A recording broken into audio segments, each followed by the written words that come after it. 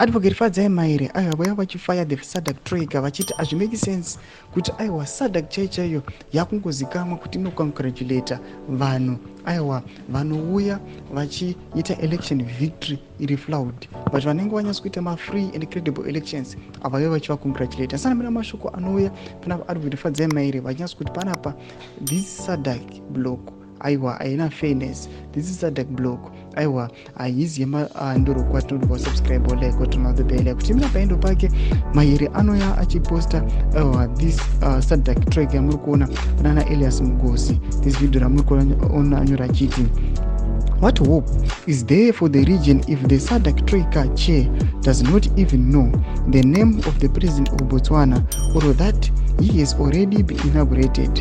How can the Troika congratulate someone whose election has not been confirmed?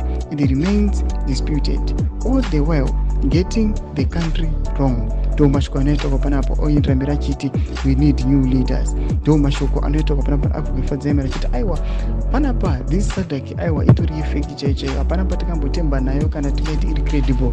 Ndoda kuti inozikamwa kuti inocongratulata aiwa vakomana kuMozambique kunyange mazotsi acho asati atombobuda ngati congratulata the ruling party kuti aiwa mawina vanoita maelections kuBotswana aiwa vanyatsokuita election victory avo zvakanaka aiwa nyika yese chipembera onukwa vachiti zi.